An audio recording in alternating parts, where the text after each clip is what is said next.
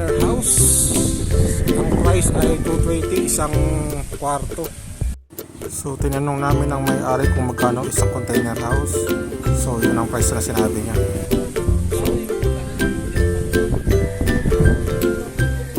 Itignan natin yung loob. Container house sa Tagaytay.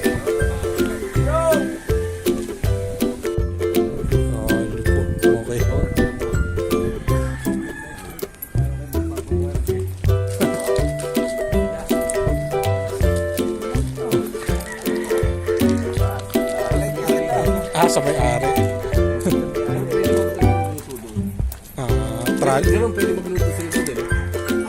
Pero transient to. Transient. Transient siya.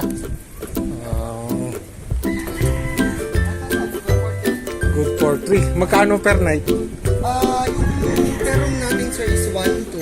1-2. Good for 2 person po yun. Good for 2 person. Pag tatlong person po, at least sila per head 400. 400.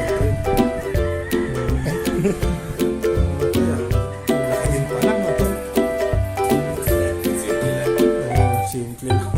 Container house.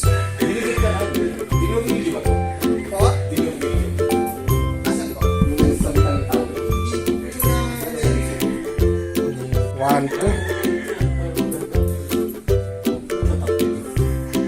Yan.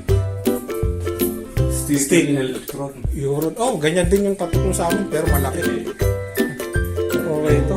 1-2, may aircon na.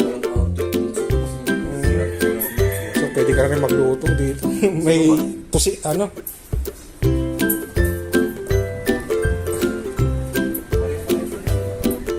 Parehas lang. Walk-in pwede 1-2 per night. Ito siguro na.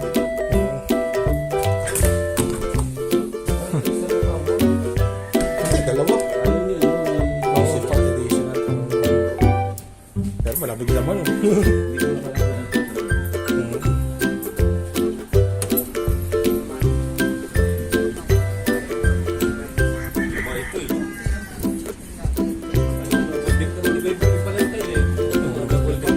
Ay, double deck.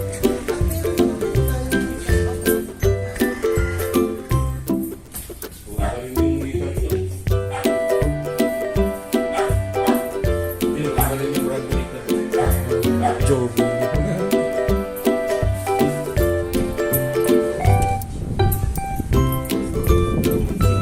Dalawa single.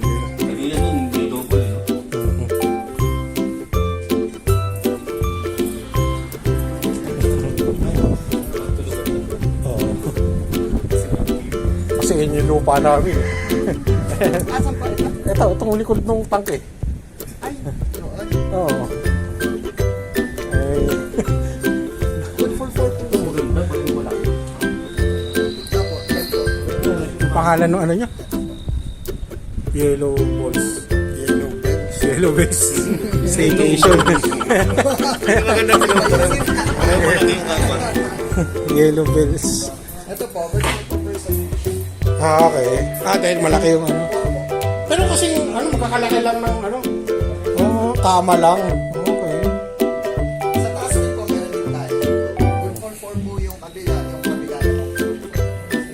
Pero pag bata yung kasama. Pag bata yung kasama sir, hindi ko lang po Second person ba yun? Ano ka bata? Mama yung bata, sabi mong 6 years, 4 years old, pero ang height, ano? Pag 10. Sabi mo yung 16 ba? Malapit na. Malapit na yan tayo. Malapit na. So, kalahati lang pala no sa amin. Pwede ka tumambay dito. Opo. Pwede po. Magkagabi. Paggabi. Ito po, good for 4 person. Nilagay ko lang po yun. Okay. Pero same rate lang sila kahit na nasa taas, pinakataas, same rate, 1-2 din. Okay. Kasi kapag gagawin sir, mas Okay.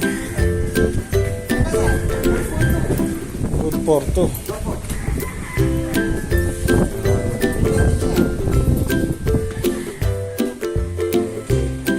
walk-in, no? Tapos pwede mag-reserve. Pag ano, kontakin na lang sa Facebook. Parehas lang. Container, ano, staycation. Sa Tagaytay.